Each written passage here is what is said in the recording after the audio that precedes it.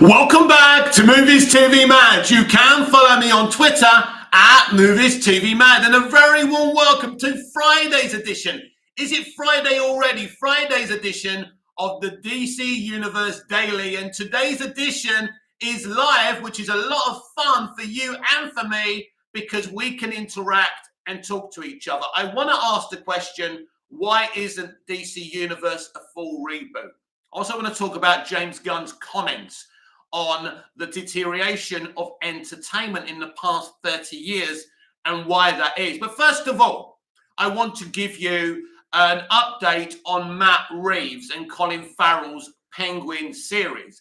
So Colin Farrell has been speaking about this. So the Penguin series on HBO Max will be 8 episodes long. It continues a week after the Batman movie written and directed by Matt Reeves finished.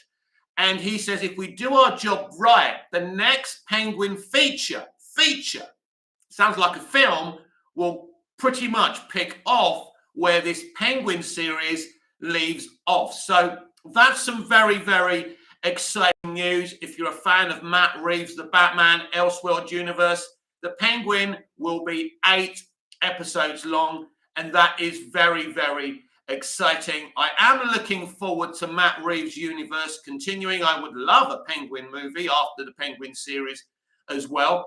And what Colin Farrell was saying is if we do our jobs right and people like it, then the feature will pick up just after the series finishes. And this series basically is about, the Penguin's Oz, if you like, rise to power. Oswald Cobblepot's rise to power after the murder of Falcone.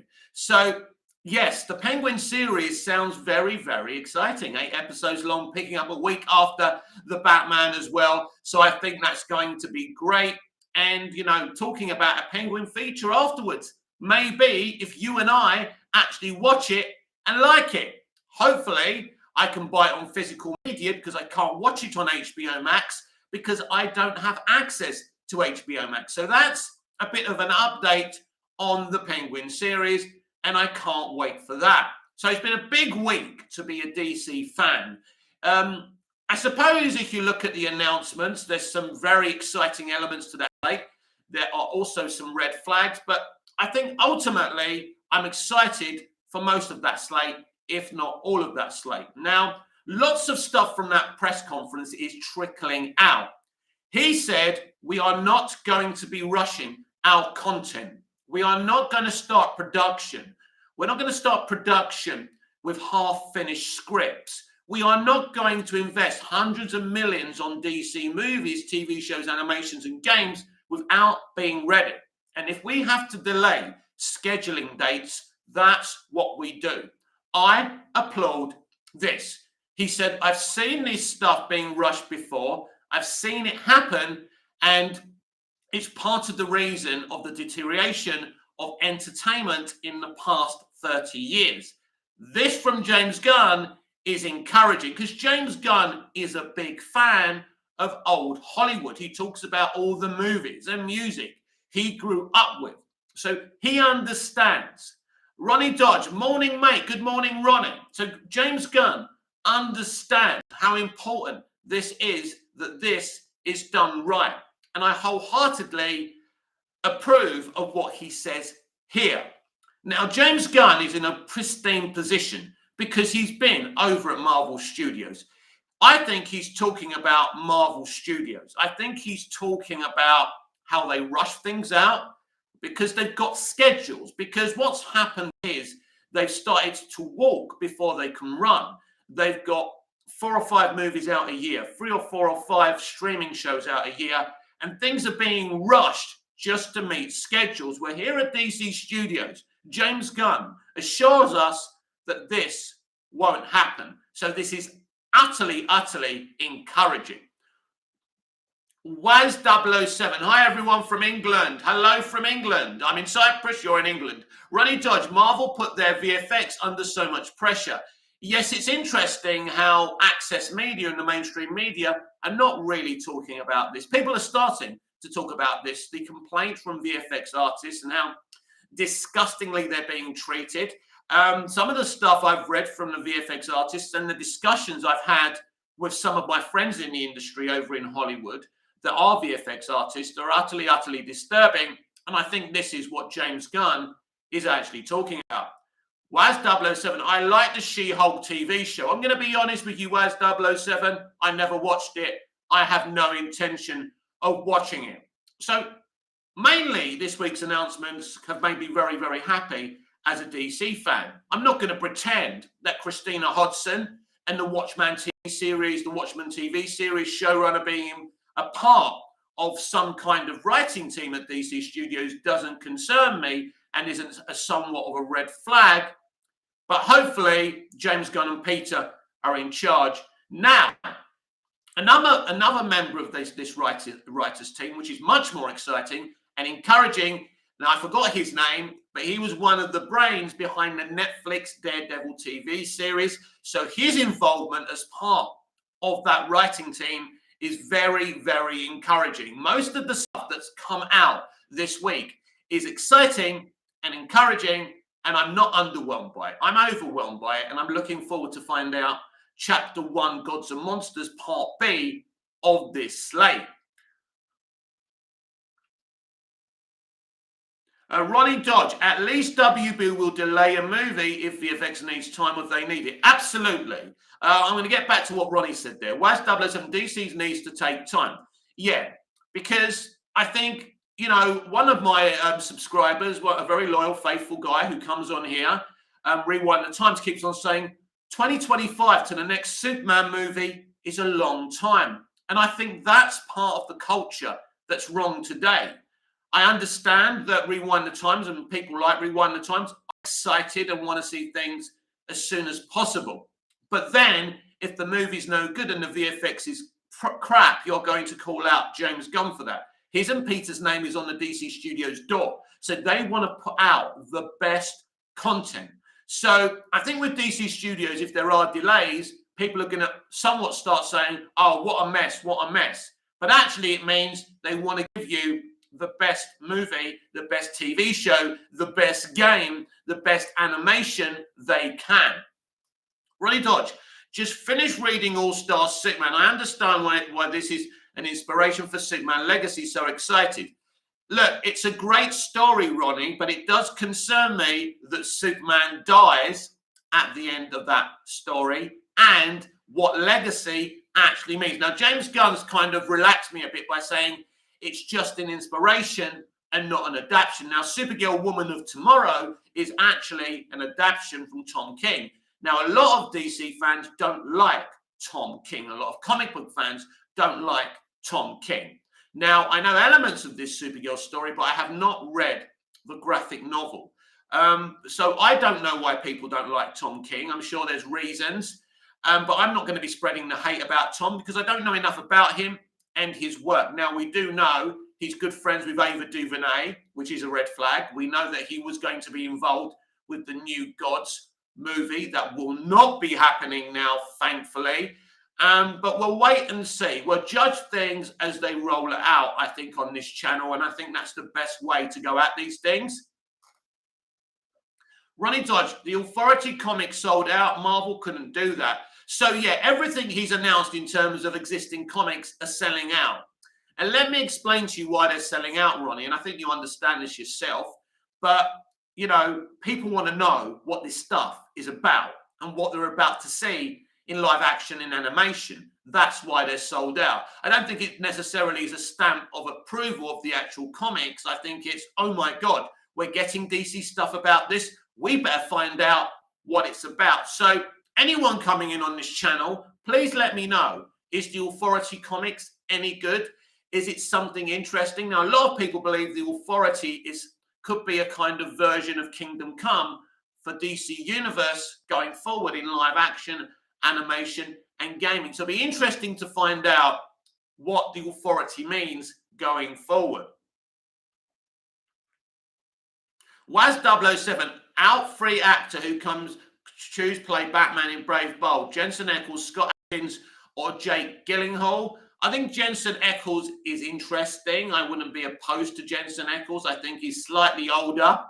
than the kind of Batman that James and Peter are looking for. But we'll wait and see. I think these castings will be surprising.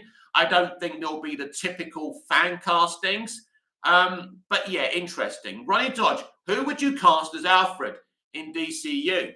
Well, there's a lot of great British actors. If you're going to go with the traditional British Alfred, which I'm sure that they will, there's a lot of kind of ones that you wouldn't normally choose. I mean, there's lots of good people in British soaps and British television. I mentioned Steve McFadden, who plays Phil Mitchell, Ross Kemp, who plays Grant Mitchell. They would be like surprising ones, but I'd be interested in seeing Ross Kemp in a penguin suit, should I say, as Alfred. But yeah, you could toss a coin.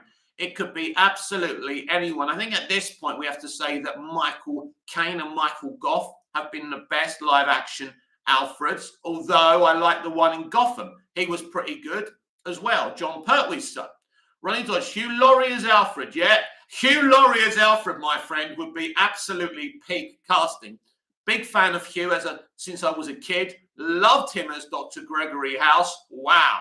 And yeah, Hugh Laurie would be absolutely fantastic. And he was almost cast as Perry White in Superman Returns, something that I think would have been better casting. Waz 007, Ross Kemp is good choice for Alfred. Oh, Ross is coming back to acting as well now after doing all his documentaries. So who knows?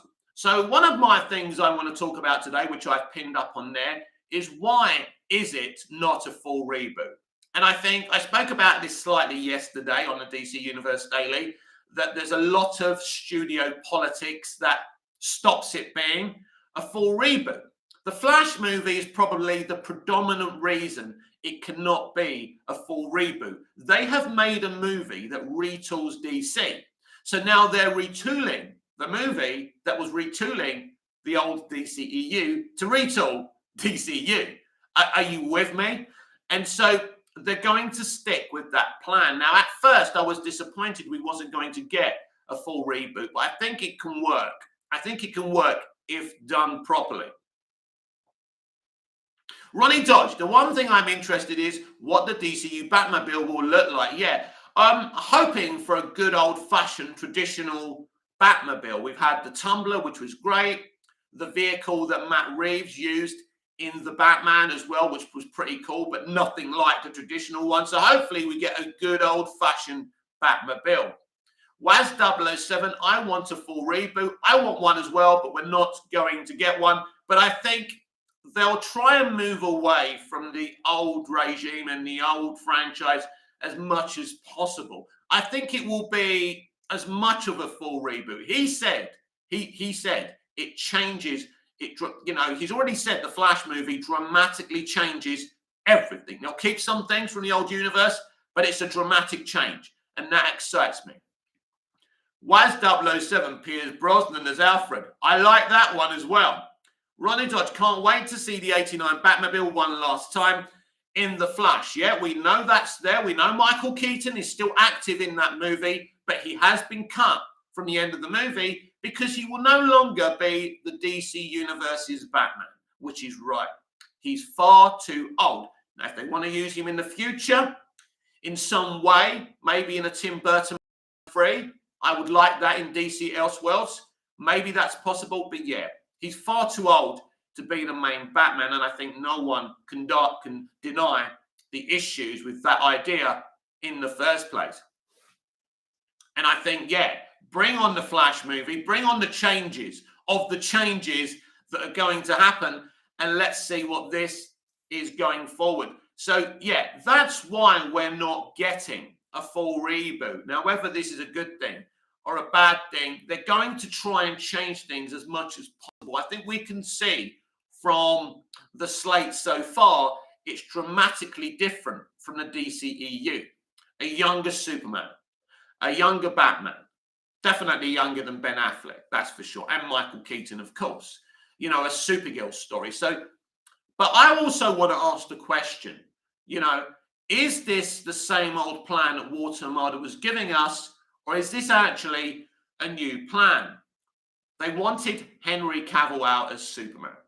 They were always doing a a Green Lantern series as well. And they were always using the Flash movie to give us a brand new timeline. And those things are pretty much happening. Now, it does look like it's going to be something as different as possible. Now, we've got to remember we're in the 21st century and we've seen the deterioration of entertainment. So I think most of us have a mistrust of the people in this industry and don't trust them to give us a good old-fashioned, great, entertaining, epic DC franchise. And again, only time will tell about this if this is something that they can pull off. I believe that James Gunn genuinely believes in creating something special and exciting and more faithful to the animation and the comics. And only time will tell if he can pull this off. That's the question.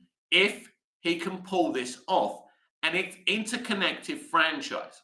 And so I like what he said about the deterioration of entertainment, about not rushing things. If you have to delay things, you delay things. I think Superman Legacy coming out in 2025 is a good space. You've got all this year. You've got all next year. You basically got 2 years to make a movie. Now, in the old days, this is about the length of time they used to take.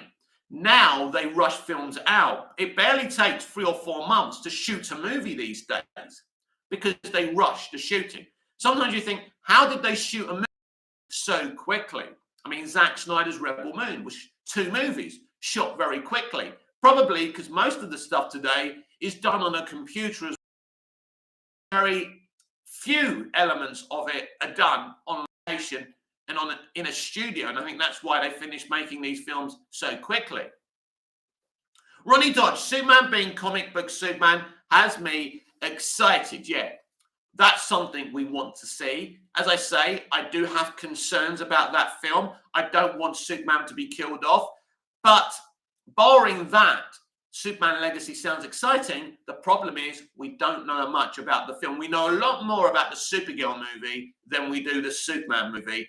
So again, only time will tell what's going to happen there and whether we like it or not. Ronnie Dodge, I wonder if Batman in the DCU will be in his late 30s.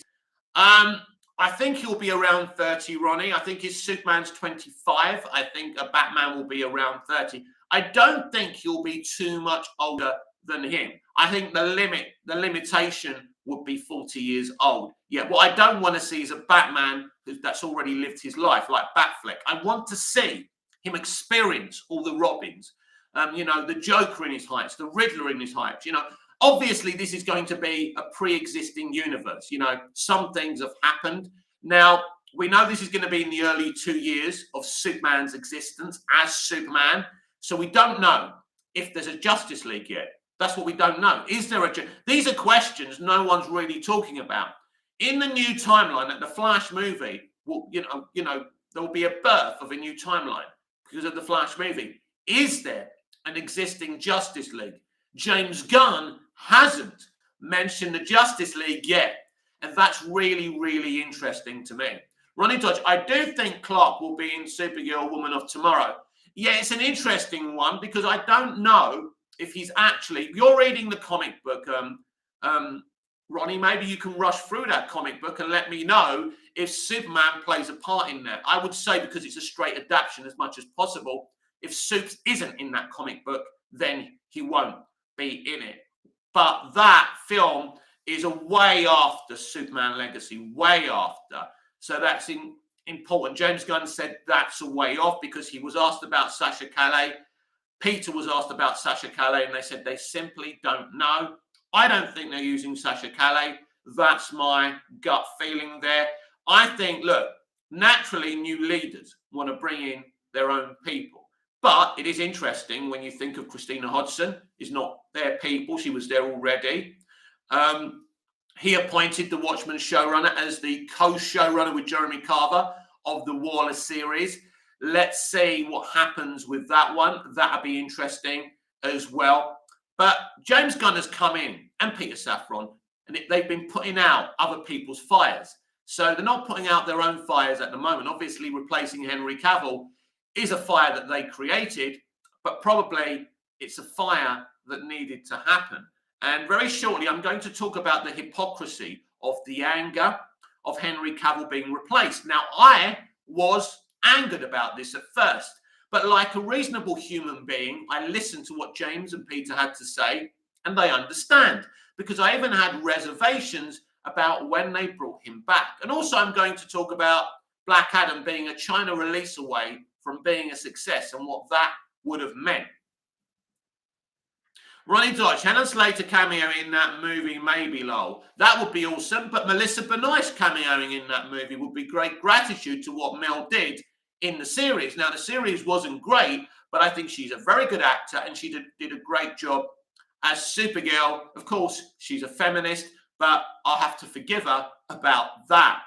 So I want to talk about Ronnie. No, I've already read that. So yeah, I want to talk about the hypocrisy of the anger, the everlasting anger of Henry Cavill being replaced. I want you to cast your minds back to a very good actor called Brandon Routh, who was born to play Superman. Clark's from the Midwest. Brandon's from the Midwest with Midwestern values. That's a very old-fashioned saying. So Brandon Routh was a perfect Superman. Whatever you think was wrong with Superman Returns, Brandon was one of the best things. And he was made to look shorter and less muscular because of a very bad designed Superman costume. I don't mind it, it's grown on me, but it was the wrong costume. It makes him look short. It doesn't really show off all the muscular work in the gym that he did. Perfect Superman. There was a petition of over 1 million people who petitioned Zack Snyder to continue with Brandon Routh as his Superman in Man of Steel. Zack Snyder refused this petition. He said, no, I want my own Superman. Exactly what James Gunn has done. And Zack Snyder got away with this because, again, you understand that a new creative direction wants a new actor. And I get that. But why is it okay for Brandon Routh basically to be fired as Superman, but it's not okay for Henry Cavill not to be taken on as Superman by James Gunn? Do you see the hypocrisy here? Now let's talk about Black Adam being a China release away from being a successful movie, which it was. I think China would have led it to at least $600 million. China liked The Rock, China liked Henry Cavill's Superman.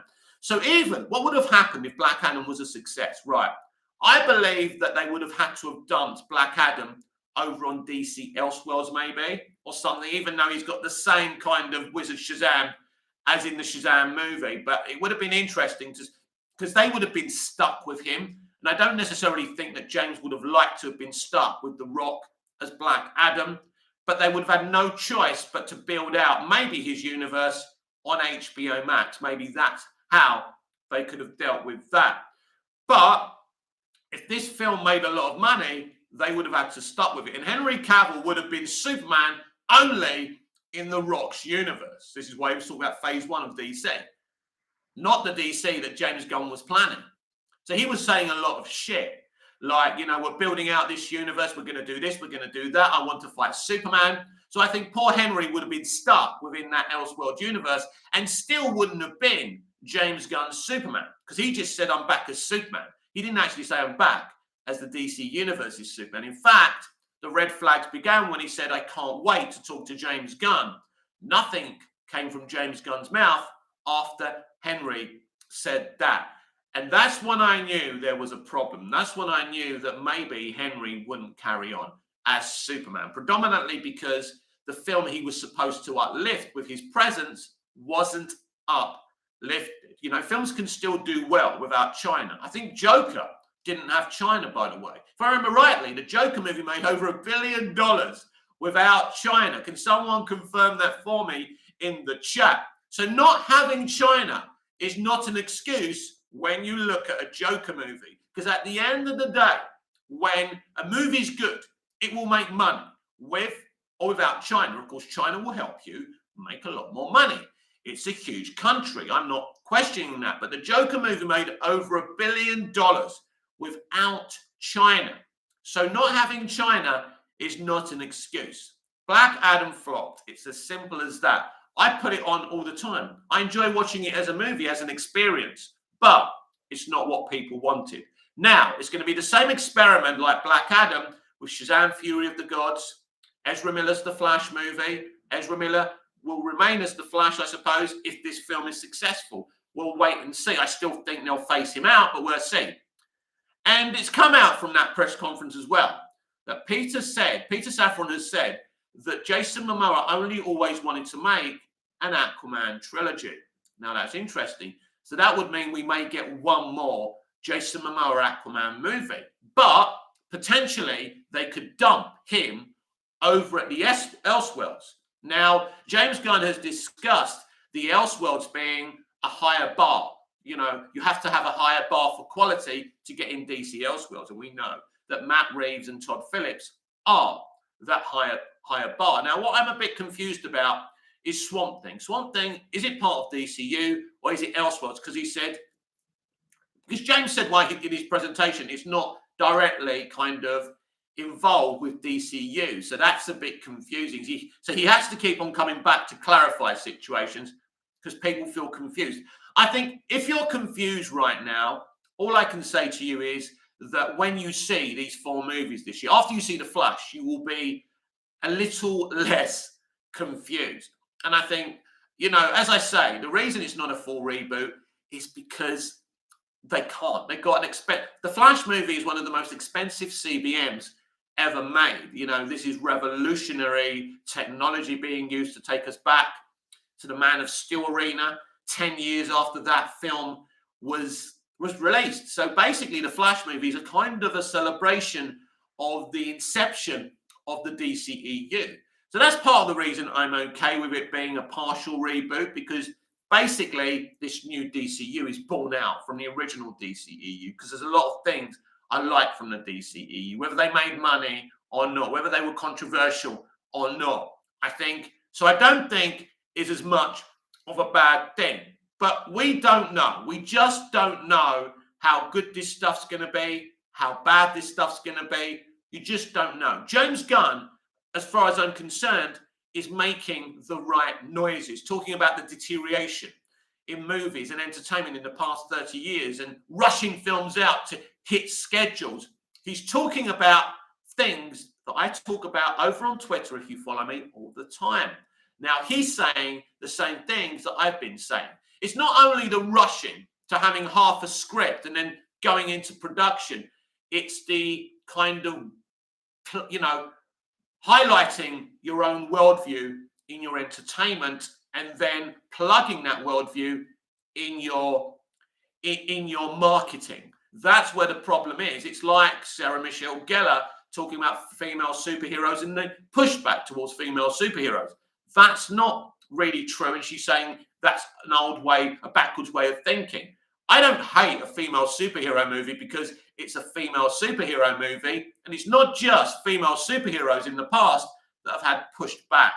Let's talk about Jared Leto's comic book movie of last year, which probably had some of the biggest Mickey takes and memes and pushbacks ever. Why isn't Sarah Michelle Gellar talking about that? And this is the problem. She's promoting a new vampire show or something, right? How is that marketing? You're just going to annoy people? Or is that a way to bring attention on something that no one gives a shit about? I simply don't know. And this is the environment. So James talks about the deterioration of quality, but it's all part of them pushing their propaganda and their political worldviews. Now, this has been done in the old days, like with anti-war movies, anti-Vietnam movies, like Casualties of War, Born on the 4th of July. But they were done by intelligent people that projected their worldview very intelligently and said, look at what happened. Look what Americans did to those women and did to those children. So it's done in a way that exposes the reasoning and motivations of that war. Now, that could trigger people who believe in the Vietnam War, who are very kind of, you know, Queen and country, flag and country, very nationalist. That might upset you. But I think every sane person can admit probably the Vietnam War is wrong in every shape, way, or form. And what those filmmakers did is pretty, like Oliver Stone's Platoon, very special movies, critically acclaimed movies. And James Gunn is right. The quality of films we had 30 years ago, are up there. And it's like there's this new film called Cabin, and a female pundit said, why are people sleeping on this movie? And I said, well, on today's terms, it's probably a pretty good movie, but there's today's terms and there's proper terms. And what I mean by that is we are not in a good position in entertainment. I can point out good things that are being done these days, but they're very few and far between. You see the lack of quality in the new Scream movie, and the next Scream movie will be the same, where there's more females than there is males, and the males will die and the females will be heroes, and you can see their propaganda and their worldviews there. Everyone can see it. Now, the first, latest Scream film was a huge success, and people didn't actually notice that the people who made this film don't like you, they don't like me, they don't like their audience. Now, in terms of David Zaslav, I would hope that his mentality is different. It does seem that way. James Gunn said the most important thing for them is the story, not representation, not inclusion, but the story. And that should be the most important thing always. Now, the representation and the inclusion and the diversity should come there automatically. Because if you cast 100 people, right, there's a chance that you're going to cast a person of color, or an Italian person, or a Mexican person, if they're the best person for the job. But if a white person is the best, if a straight white male is the best person in those auditions, then they should get the job. And if they're not, they shouldn't get the job. And that's how proper equality and diversity should be in any industry. And I hope that will be the case. Now, in terms of representation and inclusion and diversity in a new DCU, they've got to do it the opposite of what has been done in these days. And how I just explained it. You don't take a straight white male superhero and make him Asian, or make her Asian, or make her a her instead of a him. You go through the catalogue of DC Comics and you look at the representative characters and you put them up there and you put them up in lights. You find the female superheroes like Supergirl and Wonder Woman and Power Girl and lots of different ones, and you put them there in live action or in animation, and you represent them in the right way. That's how you do it. Like, for example, Ta-Nehisi Coates and J.J. Abrams' Black Clark Kent. That is wrong because there's already black versions of Superman in the comics, which is what we've discussed before. Why is 007? Henry Cavill is perfect for Bond. He is. I don't think he's going to be Bond. In fact, apparently, he's no longer a part of the Highlander movie from the guy who's given us 3 John Wick movies so far. It looks like Henry Cavill could be out in a lot of ways. Maybe he's out of that film because he's got the James Bond gig. We'll have to wait and see. I still think a person of color or a minority actor is going to get the James Bond role. Now, I'm not totally against that if they find a minority actor that's really good. I think someone like Sacha Dhawan, who plays the Master in Doctor Who, would be an excellent James Bond. I'm not opposed to it, but don't just go out in the streets and go, you're a minority. Yeah, let's get you. Oh, you've got one leg. Let's cast you as Bond, right? It's representing disabled people. If you want, yes, of course. If you create a disabled character, yes, give that disabled actor an opportunity to play that disabled role. We want to see more disabled people, more blind people. But you've got to write great characters. It's still got to be entertaining. It cannot be a charity. That is my stance on representation and inclusion. And it's the stance that DC Universe needs to take. Whereas 007, I agree with you, Mick. Get best actor for role. That's it. I'm not against anything. And also, I don't want... When I talk about minorities, I'm not just talking about African Americans and black people, the most represented minority.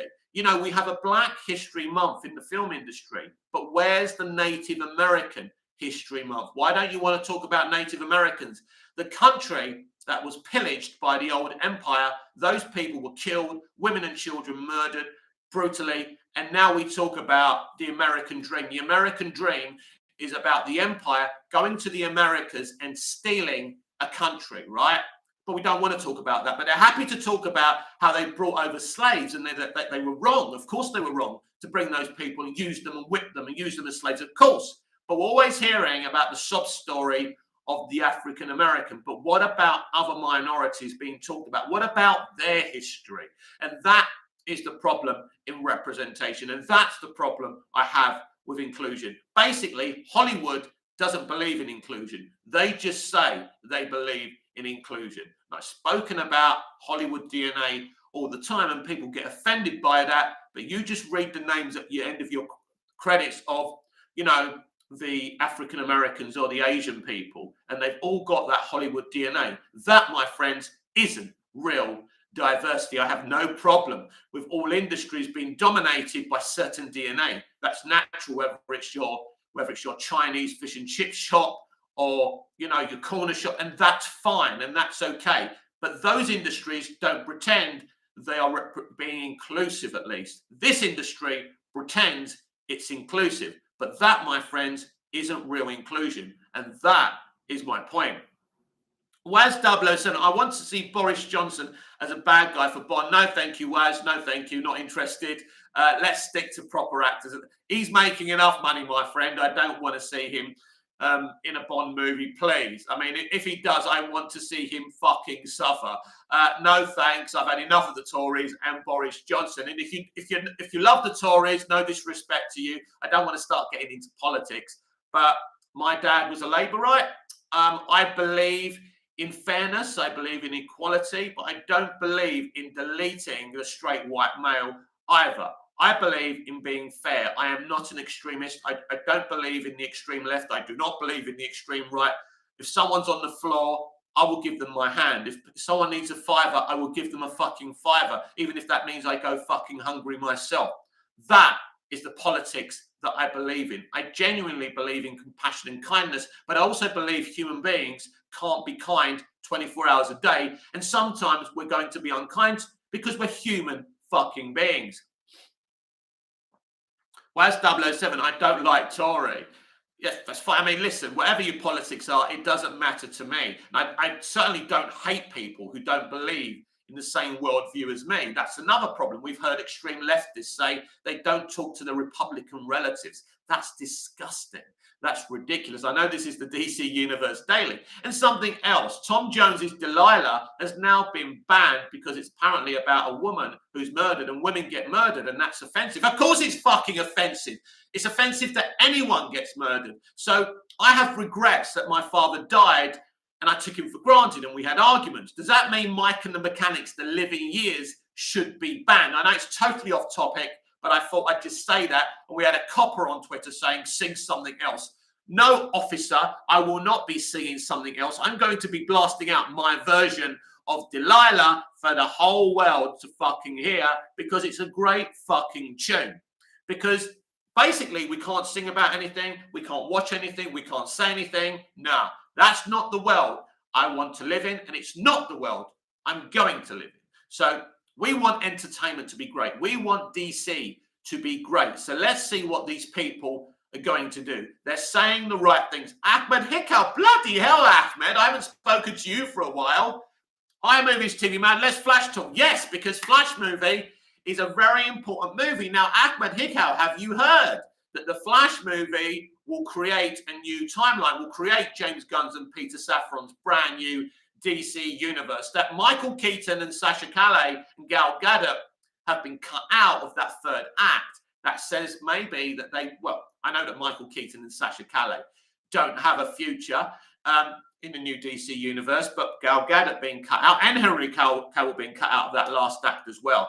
That's very interesting as well. So Ahmed, hit me with some Flash talk. After all, this is the DC Universe Daily. We will stick around for another 20 minutes or so. And I'll be back tonight live as well at some point. I apologize that our timings are different, and sometimes my timings don't suit your timings. There is nothing I can do about time differences, I'm afraid, and I can only do it when it's convenient enough for me, because I can't stay up all night, I'm afraid. I'd be very, very tired. So yes, Ahmed, please talk to me about The Flash. What are your concerns about the Flash movie? Waz 007, am I not the Flash film because Ezra Miller? Well, listen, I don't approve of his actions, but the movie is there. The movie I saw in the test screening was very good. Now, it will change. It has been cut. They have changed it to create the new universe that they're going to be diving into. So I'm very excited about the Flash movie. I'm excited to see Michael Shannon as Zod. I'm excited to see Fiora. I'm excited to see Michael Keaton. I'm excited to see a multiversal epic adventure. So I don't care who's in it. But at the end of the day, we all do bad stuff. The world's full of shits. Hollywood's full of shits. I'm not going to spend my life boycotting everything that alleged bad people are in. Ahmed Hikka, what do you think of many people say Flash is one of the greatest comic book of all time? Well, actually, DC Studios CEO James Gunn has said it's one of the best superhero movies he's ever seen. And that's interesting. You're all going to find out whether that, but what do I think about that? I think it's a very, very good film, but I saw an unfinished film. That's very important to put out there. I didn't see a finished film. So I will have to wait and see if it is one of the best superhero movies ever made. I'm excited. I'm excited to see it properly. I think it could be an outstanding superhero movie. There's no question about it that the director, Andy Muschietti, is a very, very good director. Waz 007 are on holiday in Cyprus. No, I live in Cyprus. I've lived in Cyprus since 2013. I was born and bred in the UK, my friend. I was raised as a child in the UK. I was born in the UK. My parents were Greek Cypriots. They were in the UK from when they were young. They moved over here in 2002. I came with them. Then I left. Then I came back in 2009 after I had a life-threatening operation procedure on multiple erupted ulcers. I spent 3 years here. Then I left again, spent a year in the UK, and decided that my future was in Cyprus. And yeah, I think my future is in Cyprus. I love Cyprus.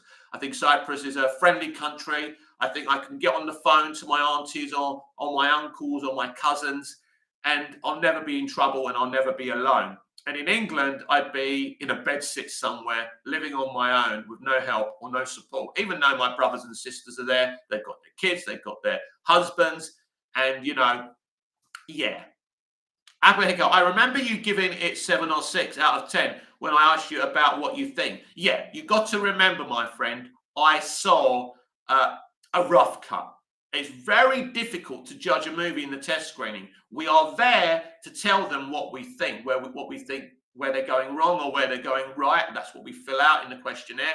So yeah, I gave it a 6. I would say 7. So I think a 7 is a good score. But when I see a completed movie with VFX and music and the right effects and the right environment, it could be a 9 out of 10. It could be a 10 out of 10. So you've always got to remember what someone who's seen a test screening, you've got to see the parameters that they're viewing it on. I saw an incomplete movie, and it's important to understand that. Waz 007, Mick, do you see the Flash version was Henry Cavill in it? He wasn't in the version I saw. They only put him back recently, but now I think they're cutting him out of that third act because he's not part of the new timeline, and we are getting a younger 25-year-old Superman. And I'm excited that we're getting a younger Superman. Bring it the fuck on. So no, I never saw a version with Henry Cavill in it. Look, this film has had multiple cuts. I think it's only recently, I don't know if it's even been locked yet. It's been unlocked for a long time. I think gradually now, I think they've begun to lock the movie, but they're constantly leaving that unlocked, I think, to make the changes that James and Peter are asking for. But I'm very excited. And don't forget, during Super Bowl this Sunday, and if you're in the UK or here in Cyprus, it will be Monday, but we're getting a full Flash trailer, which you will get a reaction for here on Movies TV Mad. And I'll probably get a copyright strike, which doesn't mean I'm in trouble. It just means, well, if I had enough subscribers to be monetized, that wouldn't be monetized. But I don't care. I'm going to react to the trailer. It's a big year for us DC fans. We get a bit of a break with only the Joker next year, maybe some HBO Max stuff that James and Peter are planning. But 2025 is a big year for DC. where we're definitely getting a Superman film. We're definitely getting the Batman too. So Batman and Superman in the same year, that's big, isn't it? Where's 007? Did you see the Flash version of Ben Affleck? Yes. Ben Affleck is in the first act of the movie. There's a really, really good action sequence at the beginning of that movie. And I don't want to go into any details, but it involves the Flash. It involves him saving a baby. It's pretty cool. It's a really, really good film from what I saw. But I want to see the finished thing. I want to see what James and Peter have changed from the third act. But I am very excited this year because at least we get to say a proper goodbye to the old timeline, the old DCEU, in a way. Admin Hicko, I think the studio handled the Ezra Miller situation very well and it's on the right track. Listen, you've got a 200 million plus budgeted movie. You've got someone who's embarrassing you. And I mean, we're talking about his behavior, is the stuff he's accused of. There can be no, he's innocent or shit like that. And what they've done is they brought him in. Basically the new leadership, Adby and DeLuca brought him in and said, listen, if you continue, they said to them, if you continue on this vein, we will have to shelve this movie and we will announce that you are fired as the Flash. That's what made him calm down and get the help that he wanted, because he never intentionally, before he thought he could just keep on doing whatever he wanted. That's the moment when he knew, I'm going to have to lock myself down. I'm going to have to start acting like a normal fucking human being. So I think Adby and DeLuca handled the situation admirably. And I think you're all right about that, because it is a difficult situation. You don't just dump 200 plus million down the drain. I don't approve of his antics, but maybe people wouldn't approve of some of my antics I've done as a young man as well. We're all fallible, whether we're famous or not. But it's not for me to forgive Ezra Miller. It's for me to say, I don't give a shit anymore. I want to see these movies play out so we can go to the future and move on. Move away from the DCEU and enter the DC universe. And hopefully it's a more exciting future. Obviously, some of it seems to be the same kind of planning that Walter Hamada was doing. But when you look at the slate, it is utterly different than what Hamada was going to give us. And, you know, hearing Peter Safran quoting Truth, Justice in the American Way was a big thing for a lot of people. Ahmed Hicko, James Gunn says that he didn't change much of the movie. They just added some notes, no major changes. Right, let me try and explain to you what's happening here. I have done a recorded video about this to try and, so people understand. So the first act and the second act and most of the third act is unchanged. The notes that James and Peter have given is the changes at the end. So it leads into, it creates a new timeline. Even under Walter Hamada, he created his own brand new timeline. That timeline of Keaton being the main Batman and Sasha Calle being the new Supergirl in the new timeline, that's been cut. They're the notes that have been given. So things have been cut. Cavill, Gadot's been cut out at the end of the film as well. So yes, they haven't dramatically changed the movie, but what they've done is they've changed the ending of the movie so it links in to the new DC universe. Now, I don't know if we're going to see the new Superman at the end of that movie or the new Batman.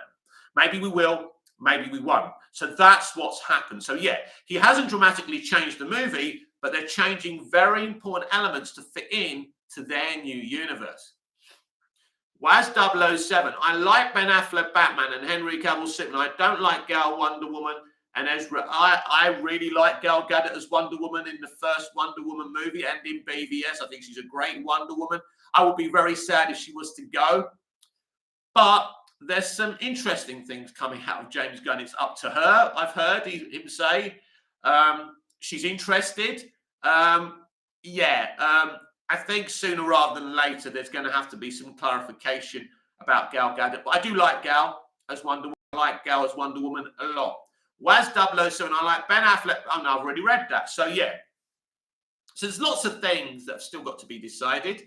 We don't have to rush about Aquaman's future. We don't have to rush about the Flash's future. We don't have to worry about Shazam's future. Shazam isn't a particularly important character going forward. He never was an important character, so I'm not fussed about any of that shit. I think Blue Beetle with Zolo, will have a big future in DC Universe, considering they're introducing Ted Calder. No, not Ted. They're introducing Booster Gold as well. So that's exciting as well.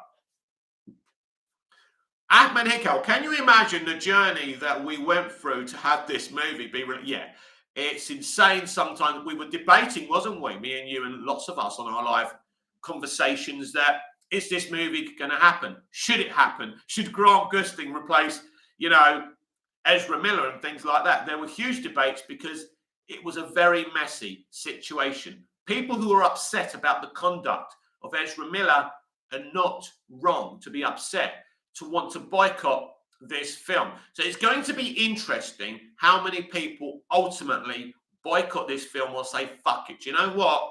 Let's go and see it. It's going to be interesting. I think a good movie will be successful no matter who tries to boycott it. I could never boycott a DC film. Never. I'll go and see it. Unless I know it's incredibly, let's say, extremist, hating men, hating my gender, or something so toxic, I won't avoid a movie. Now, I didn't go to see Birds of Prey in the cinema because I knew what they were attempting to do. I waited for the home release and I saw it. Wasn't overly impressed. The same with Wonder Woman 84. Edwin Hickel, I don't think Blue Beetle will be a hit. I mean, it was supposed to be on HBO Max. Right.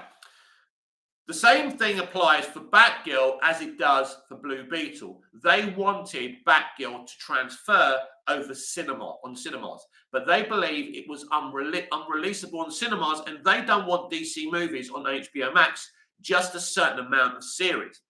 So Blue Beetle was at a high standard to be released in a movie theatre, and that's why it's happening. I don't know if it's going to be a hit or not be a hit. Let's wait and see. I hope it is. Abner Hickel, not theatrical. What are you talking about? What do you mean not theatrical?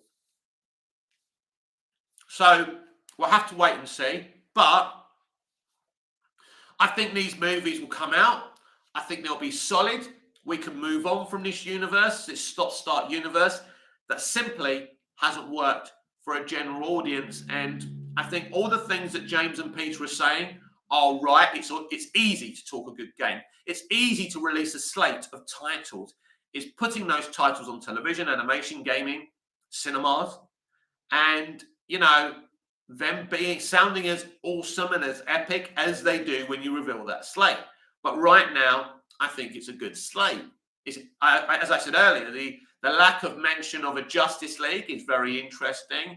I don't know if we will have a Justice League at this moment in time. That's going to be interesting. I don't know what he's planning in terms of a Justice League. I think it's too soon right now to be talking about a Justice League, so that really doesn't disappoint me. Where's 007? I want to see DC Elseworlds, Superman, Red Sun, and Batman Gaslight. Yeah, I was watching the animated Superman, Red Sun. It's such a great story, and I think in live action over on DC Elseworlds, but that is the potential of having a DC Elseworlds, of having a connected universe and a non-connected universe. It means you can do the deeper, grittier takes on DC Elseworlds, but leave the DC universe to be something for families, kids, and people who just want the fun they see in the MCU, rather than everything having to be dark or light. But from the slate, not everything looks light and fluffy anyway. It looks like a really differing, varied slate as well. And that's why I like it.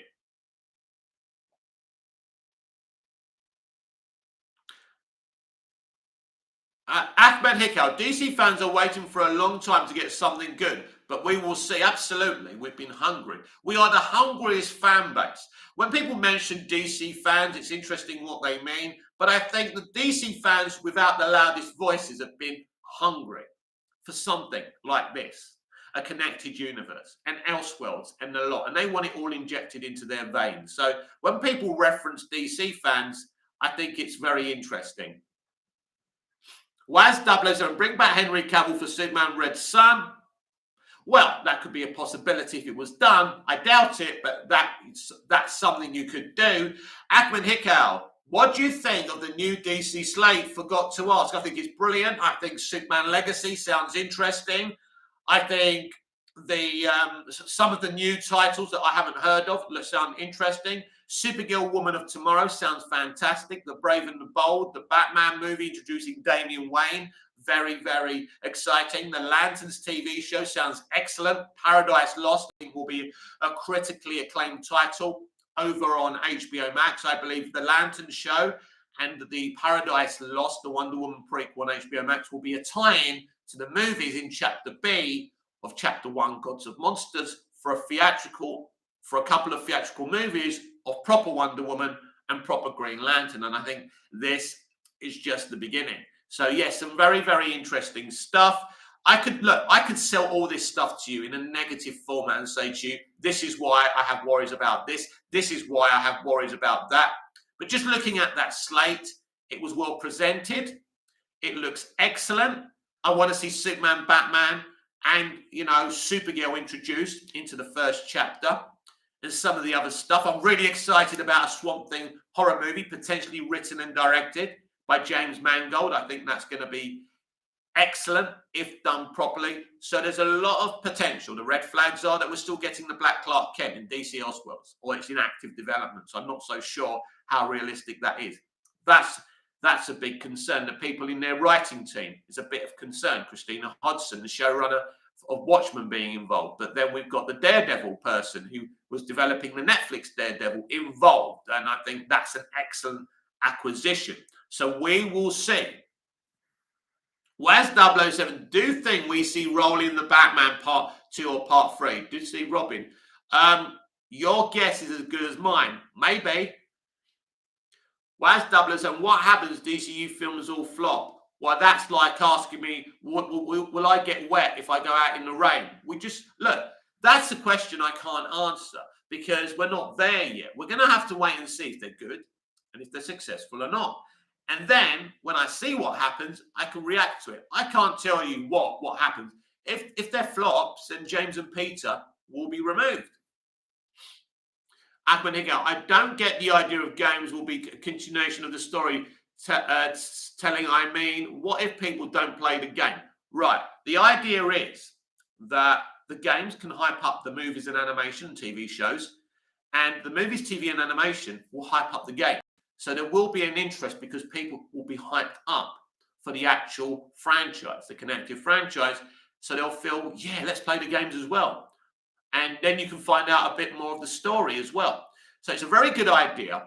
So, yeah, I mean, that's just like saying my glass is half empty instead of half full. What if the games are very successful and people do play them? The idea is that the games hype up the other stuff and the other stuff hypes up the games. So there's a big potential of everything being successful. But again, without actually tasting the food, we just don't know.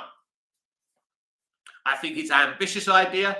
It's a good idea if you... Basically, this is a commercial franchise. The Snyderverse was not a commercial franchise. And that's why it didn't make the money that they wanted. Ahmed Hikal got it.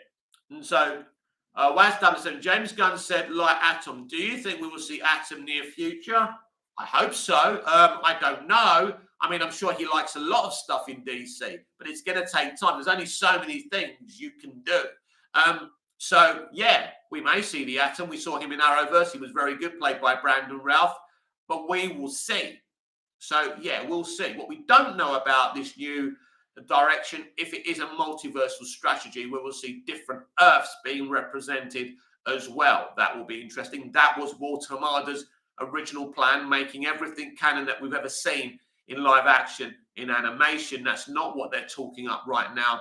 When we get closer to the release of the Flash movie, let's see what James and Peter start saying. But I do like the Atom. There's many DC characters I like, but I like what's been announced so far. There's a couple of projects that I've never heard of that I'm interested in kind of consuming and seeing what they're all about. But yeah, I'm excited for the slate. You know, obviously I'm more excited for the Batman movie and the Superman movie and Paradise Lost and Lanterns than I am for Waller. Hopefully Waller ends up being a good series. But obviously there's a concern with one of the people running it, and we'll see what happens there. And again, it's just about trying the food. The food may look shit, may look good. It may not be something you think you want to taste, But without tasting something, you can't really pass a judgment on it. And I think that's another problem in our culture today. Was 007 did Brandon Routh was supposed to play Ted Cole, Blue Beetle, but WC said no. That why use the atom? Oh, I didn't know that, so I don't know. I don't know about that. I'm assuming you're talking about the Arrowverse and not the DCU or the DC Extended Universe. So we're going to wrap up today's DC Universe Daily. It's been great talking to you all. We get another opportunity to talk tonight in our live show. Ahmed Hicko, I've got to say this about DC fans. They got very attached and they don't have the flexibility of change. Any small changes made makes them angry. It's a hard job for James Gunn. Right. When you talk about DC fans, you could be talking about Snyder stands. You could be talking about Arrowverse fans, comic book fans. I don't think we can lump all DC fans like that, because all fandoms, all people in life don't like changes and get a bit upset if something changes from the franchise they've been used to. But I don't think you can lump all DC fans in, and they get basically all fandoms are very demanding. You know, if you go in the same supermarket and they don't sell Big Soup anymore, you're going to get a bit disappointed. That is the element of a consumer market. And I don't think we should criticize people for having an opinion, right? And James Gunn is being paid a lot of money. You know, he's a very wealthy man, a talented man, and this is what he's taken on. So I don't really have much sympathy with him there. But so you could say that about any fan, but that is the point.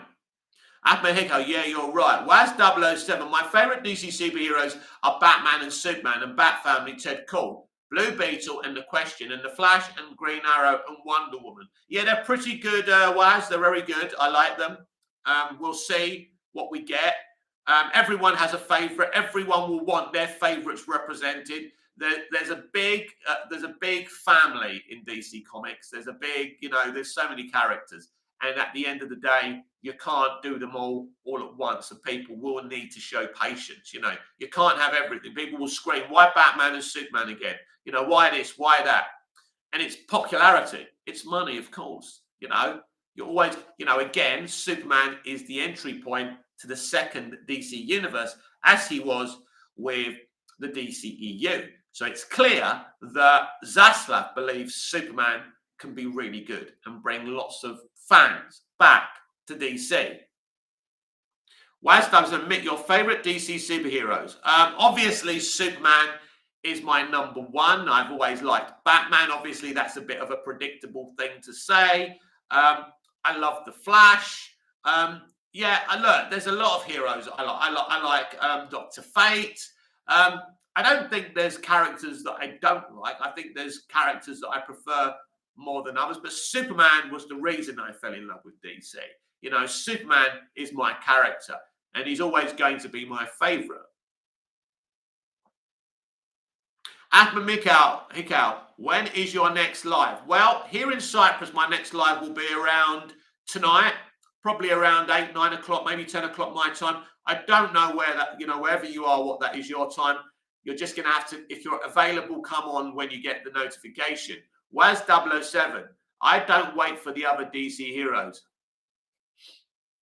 And at the end of the day, yeah, I like all the DC heroes. I'm glad that my favourites, Batman and Superman and Wonder Woman, will be represented as the mainstays. But we'll see what happens here. You know, I mean, you could get a bait of switch where Batman and Superman and Wonder Woman seem to be the leads, but really then the others just take over and it's all about them more than Batman, Superman. Let's see if James Gunn can do a good job with this. That's the thing. And until we see the thing, we won't know. So there's a lot of anticipation. There's a lot of concern at the same time, because mainly audiences just don't trust Hollywood anymore, because we've been betrayed by these people for many, many reasons. Too many times. We want to be entertained. We want to back these people. We want to support these people. But when they come out and hate us for being men or whatever they hate us for, it's a problem. Or when they say, oh, you wasn't entertained, that's on you, not us. No, it isn't on the audience to be entertained. You don't blame the audience for not liking what you do. you've got to blame yourself, right?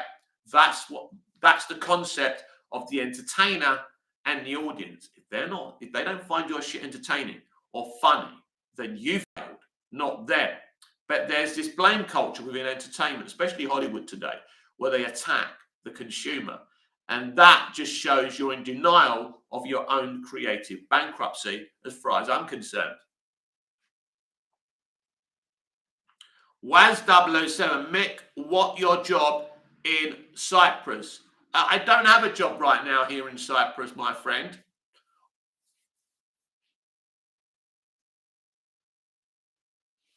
But yeah, so that's where we are now with DC. It's basically the way it's been for the past couple of years. I've been coming in and I've been saying the same thing. We have to wait and see. We have to wait and see. And it looks like we've been in such a stop-start thing that we haven't even arrived yet.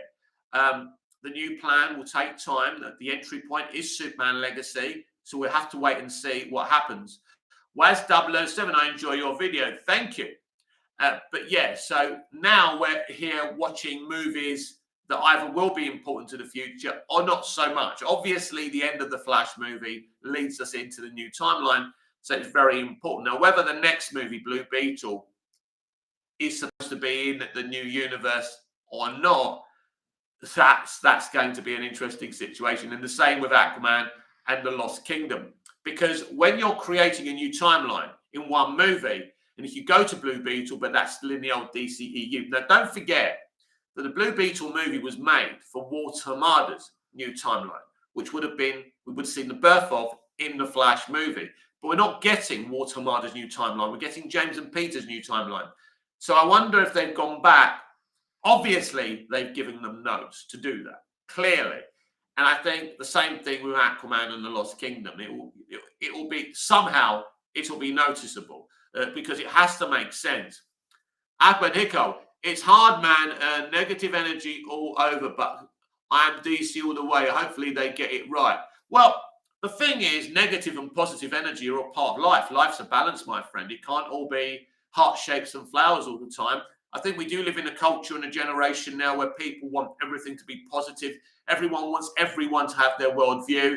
And if they don't, they start crying and feel, you think about the Second World War and what it was like to be in that culture and how brave people had to be. Not necessarily just the people fighting, but having to go underground when there was an air raid. Could this TikTok generation or fans in general or Hollywood in the entertainment industry cope with that kind of thing? Or would they say, I'm offended by Hitler, I'm offended by the air raid, I'm offended by this? We have become very weak people because we've not been challenged. And it's all about chat. Oh, I hate you, or I hate you, you don't agree with me.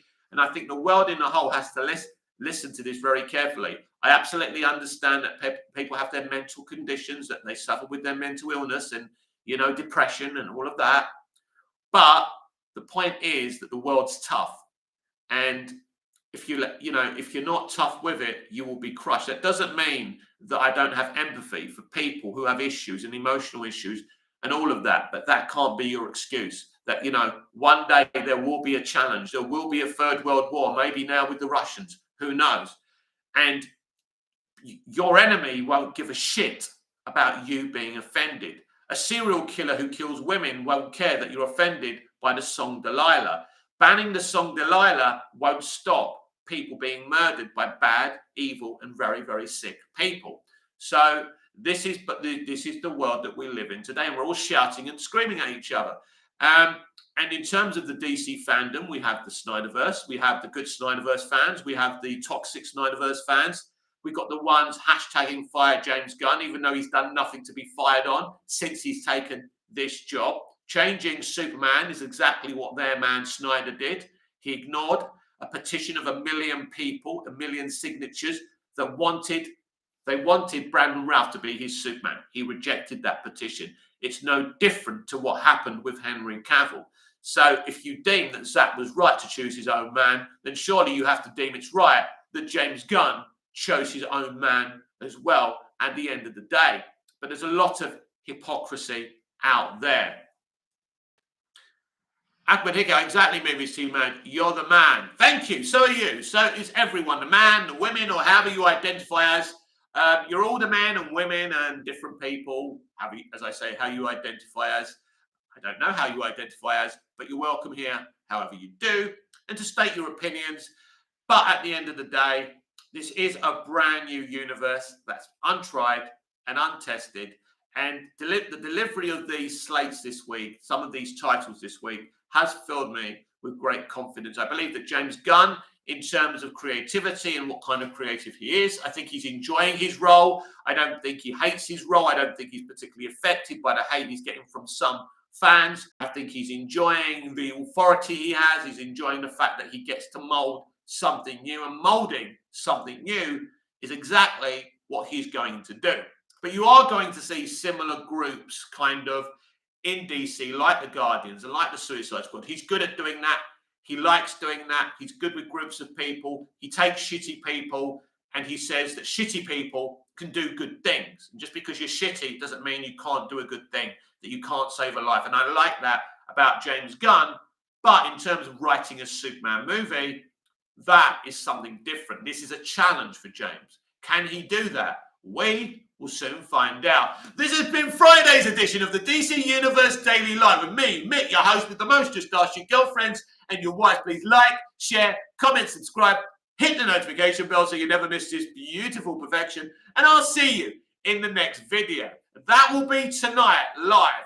Maybe 8, maybe 9, maybe 10. My timings don't matter to you because I'm in Cyprus and you're not in Cyprus. But if you want to check the internet for timings, look at the UK timings. So I can tell you that I'm going to be here at 8 o'clock at the latest UK time. But you should get your notifications for the live video, and I will see you later. Please join me tonight if you can, because when I have done lives on a Friday or Saturday, we don't get a lot of people in the live chat. Now, I understand why the live chat today hasn't had many people in it, because different times, people are at work and things like that. So I just do it so I don't have to wait 9 hours for a 30-minute video to upload. But I prefer the quality of the videos when I record them because they don't have the kind of the Wi-Fi interference that I get when I'm live. But I thought today I wanted to do like a live for an hour or so and then just chill out and watch Disney Plus or something, bit of Simpsons or something else. It's really cold out there, so I feel like a nice kind of chill out day as well. But I will be back tonight to continue talking about DC or other forms of entertainment, any other forms of entertainment or movies you want to talk about. We can talk about DC, we can talk about Bond, we can talk about Doctor Who, we can talk about the movies that you grew up with, anything you want, but let's stick to entertainment. If you want to talk about Manchester United or the Premier League, I mean, I'm not really the biggest expert on football, but I do love Manchester United and I'm a Man United supporter. If you want to talk about Man United, if you want to talk about the situations with our club, we can talk about that as well. But I will be back tonight live, so be there or be square. So until we see each other again, goodbye, au revoir, auf Wiedersehen. Ahmed Hikal, we had a good talk. Ahmed Hikal, we had a wonderful talk, and it was a pleasure to talk to you as usual. Waz 007, talk about Bond. Yeah, tonight come in and we'll talk about Bond. I have big issues about James Bond. I have a big opinion about James Bond. I think he's run by the wrong people. I thought the last film was terrible. I thought the film before that was terrible. And I think it's, again, this political extremism involved in entertainment that's hurting James Bond. Now, the last movie made a lot of money. So did the movie before. But they weren't good films in terms of the narrative. We can talk about that tonight, Waz. So any other Bond fans come in, we can talk about Bond, DC, Doctor Who, as I say, anything you like in terms of entertainment or Manchester United. So until I see you tonight, goodbye. See you again soon. So yes, we will talk about Bond, Waz. See you again tonight. Until then, goodbye. Auf Wiedersehen. Have a good day, everyone.